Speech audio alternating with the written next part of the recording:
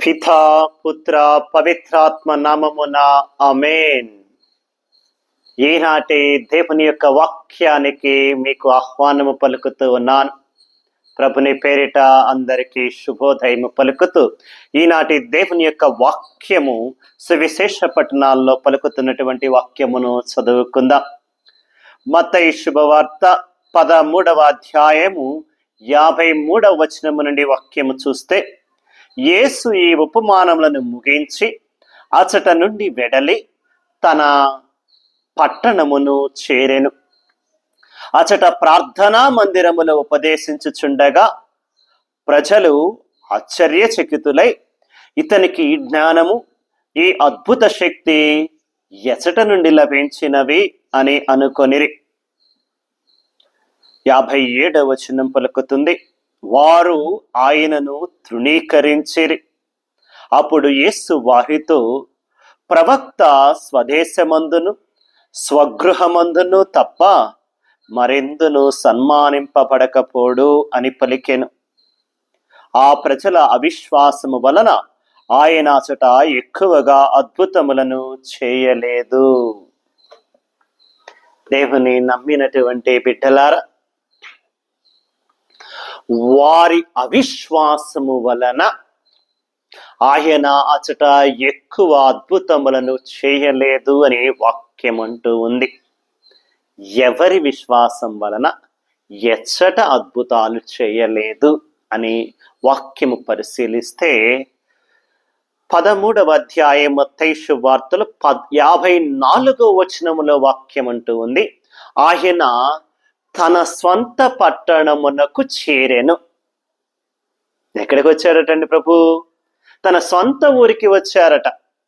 స్వంత ఊరికి వచ్చిన ఆయన ఎక్కడికి వెళ్ళినా కూడా ప్రార్థనా మందిరాలకు వెళ్ళటం, ప్రార్థించటం, బోధించటం మనం చూస్తూ ఉంటాం.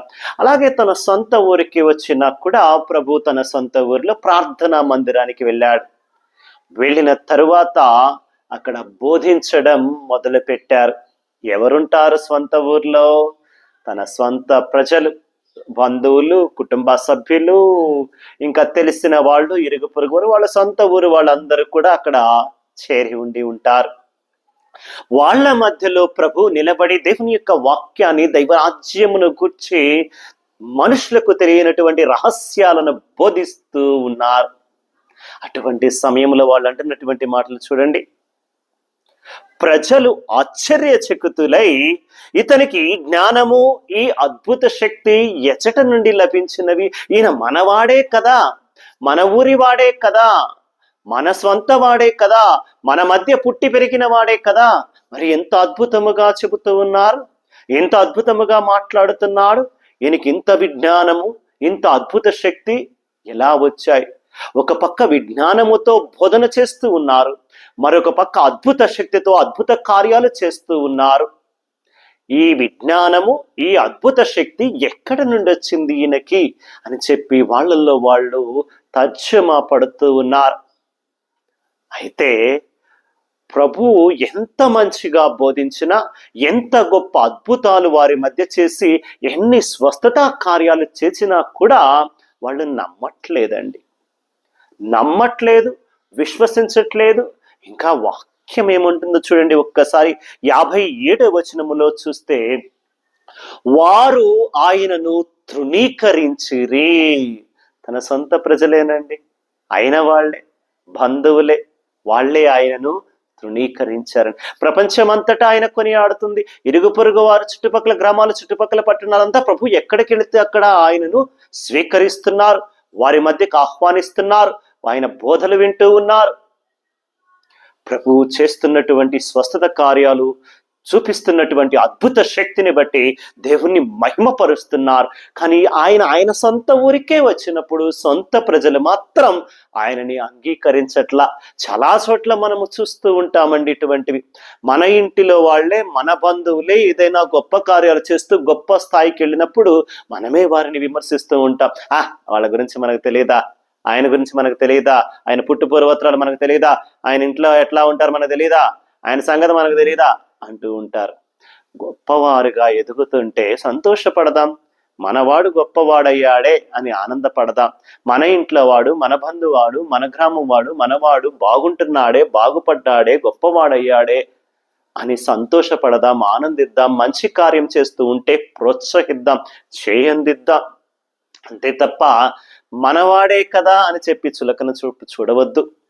ఎదుగుతున్న వాళ్ళని ఎదగనీయకుండా కిందకి లాగవద్దు. ఒక మాట చెబుతా, పీత గురించి విన్నారా? పీత ఎండ్రకాయ ఉంటది కదా సముద్రపు ఒడ్డున. ఈ పీతలు అంట చేపలు పట్టేవాడు పట్టి బుట్టలో వేసిన తర్వాత అంట ఒక బుట్టలో వేసి మూత వేయడంట. పీతలు తీసి బుట్టలో వేసేసి, మామూలుగా అయితే చేపలు పట్టిన తర్వాత బుట్టలో వేసి దాని మీద మూత వేస్తారు. వీటిని పట్టినప్పుడు అంట బుట్టలో వేసేసి చేపలు పట్టిన వాడు దాని మీద మూత వేయడంట. ఎందుకు? ఏదైనా ఒకటి తప్పించుకోవడానికి ప్రయత్నం చేస్తుంటే, ఒక పీత తప్పించుకోవడానికి ప్రయత్నం చేస్తుంటేనంట రెండో పీత దాన్ని కాలు పట్టుకొని కిందకి లాగిద్దంట. ఒకటేమో పైకి ఎదగటానికి ఎలాగోలా తప్పించుకొని ఎదిగి అలా పైకి వచ్చేసి తప్పించుకొని దూకి బయటికి వెళదామని చూస్తుంటే తక్కిన ఊరుకోవంట. రెండోది కూడా పైకి వెళ్ళి దాని కాలు పట్టుకొని దాన్ని కిందకు గుద్దుద్ది. మూడోది రెండో దాని కాలు పట్టుకొని కిందకు గుద్దిద్దంట. ఏది కూడా దానిని పైకి ఎదగనివ్వవు, పైకి వెళ్ళనివ్వు, దాటిపోని. అది చేపలు పట్టేవాడికి తెలుసు కనుక అవి పడ్డప్పుడు మూత వేయడంట, అవి ఎలాగో తప్పించుకోలేవు అని చెప్పి. మనలో కూడా చాలాసార్లు అలా చేస్తూ ఉంటామండి. మన జీవితంలో కూడా ఎవరైనా ఒకళ్ళు పైకి ఎదుగుతూ ఉంటే, బాగుపడుతూ ఉంటే చూడలేము, ఓర్చుకోలేము, తట్టుకోలేము. మరి ఎందుకంత స్వార్థము, ఎందుకంత కుళ్ళు మనకు తెలియదు. కానీ మానవ నైజమై ఉండవచ్చు.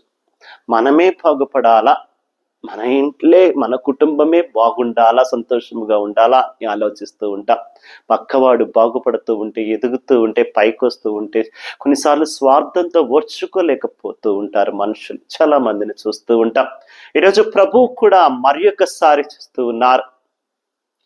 చాలా చక్కగా ప్రభు బోధిస్తున్నారు, విజ్ఞానముతో కలిగి ఉన్నారు, అద్భుత శక్తిని చూపిస్తున్నారని తన సొంత ప్రజలు మెచ్చుకుంటున్నారు. ఒకవైపు మెచ్చుకుంటూనే రెండో వైపు ఆయనని తృణీకరిస్తూ వెళ్ళిపో, మాకు వద్దు అని చెప్పి ఆయనను తృణీకరించి బయటకు పంపివేస్తున్నాడు, దూరముగా నెట్టి వేస్తున్నారు. అప్పుడు ప్రభు ఈ మాట అంటున్నారండి. ఏం మాట అంటున్నారు? ప్రవక్త స్వదేశమందును స్వగృహమందును తప్ప మరెందును సన్మానింపకబడకపోడు. అంటే స్వంత ప్రజల మధ్య, స్వంత గ్రామం మధ్య, స్వంత వారి మధ్య తప్ప ఎక్కడైనా ప్రవక్త అంగీకరింపబడతాడు. తన సొంత వారే ఆయనను అంగీకరించారు, తన సొంత ప్రజల మధ్య ఎక్కడైనా అంగీకరింపబడతాడు అని అంటూ ఉన్నారు. దేవుని నమ్మినటువంటి బిడ్డలారా, ఈరోజు ఇర్మియాను కూడా భగవంతుడు తన ప్రజల వద్దకు పంపుతూ దేవాలయం వద్ద నిలబడి నేను చెప్పిన మాట చెప్పు అని చెప్పి ఇర్మియా ప్రవక్తను కూడా తన ప్రజల వద్దకు దేవాలయం వద్ద బోధించడానికి పంపితే ఏం జరిగిందో చూడండి.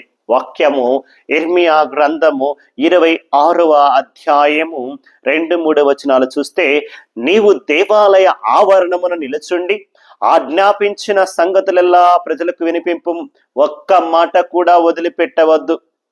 ఒకవేళ ప్రజలు నా పలుకు లాలించి తమ దుష్ట మార్గము నుండి వైదొలగవచ్చునేమో, అప్పుడు నేను నా మనసు మార్చుకొని వారి దుష్కార్యములకు గాను వారిని నాశనము చేయను. దేవుడు ఇర్మియా ప్రవక్తను ప్రజల వద్దకు పంపుతూ దుష్కార్యాలు చేసి వారు నశించిపోతున్నారు, అగ్నిగుండములో నలిగిపోతారేమో, ఆత్మలు నశించిపోతున్నాయి, కుటుంబాలు నశించిపోతున్నాయి, వాళ్ళు మారు మనసు పొందాలని చెప్పి, బాగుపడాలని, మంచి మార్గంలోకి రావాలని, నేను వాళ్ళని కాపాడి రక్షించాలని ఆశపడుతున్నా, నువ్వు వెళ్ళి నా మాటలుగా వాళ్ళకి చెప్పయ్యా అని చెప్పి ప్రవక్తను పంపిస్తే దేవాలయం వద్ద నిలబడి దేవుడు చెప్పినటువంటి మాటలను ప్రవక్త బోధిస్తూ ఉంటే ఏమంటున్నారో తెలుసా వాళ్ళు? 7వ వచనం 8వ వచనం చూసామనుకోండి. వాక్యం అంటుంది, యాజకులను ప్రవక్తలను ప్రజలెల్లరను నేను దేవాలయమున ఈ మాటలు చెప్పుటను వినిరి.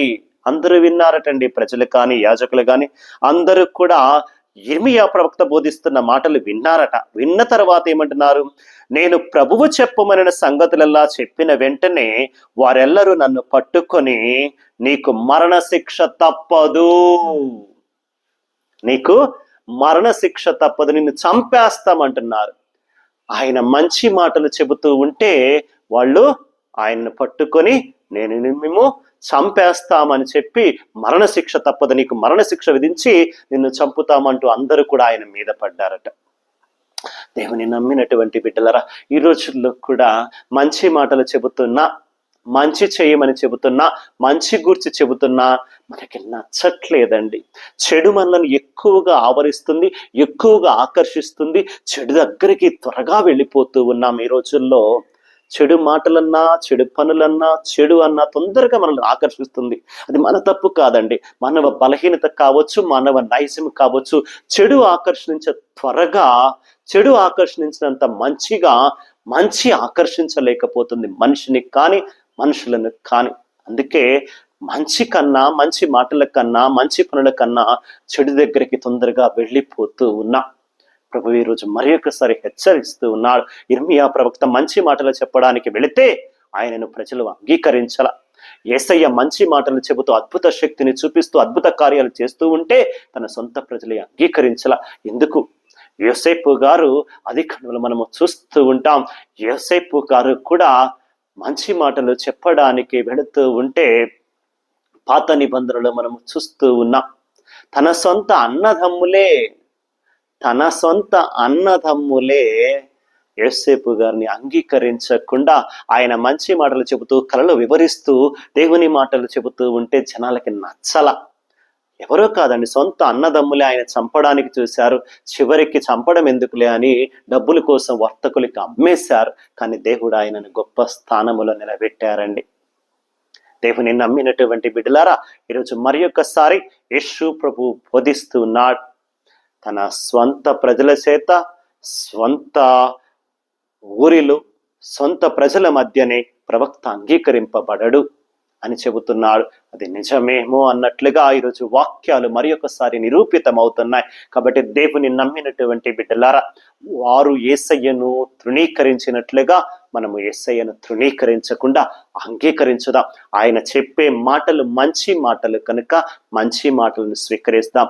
ఆయన బోధనలు మంచివి కనుక మంచి బోధనలు మనం పుణికి పుచ్చుకుంటూ యేసయ్య మార్గములో వెళదాం, యేసయ్య మాటలు విందాం, యేసయ్య చెప్పినట్లుగా జీవిద్దాం. చెడు ఎంత ఆకర్షించినా దాని వైపు వెళ్లకుండా మంచి వైపు, మంచి మాటల వైపు, మంచి మార్గము వైపు పయనిస్తూ యేసయ్యకు మరింత దగ్గర అవుదాం.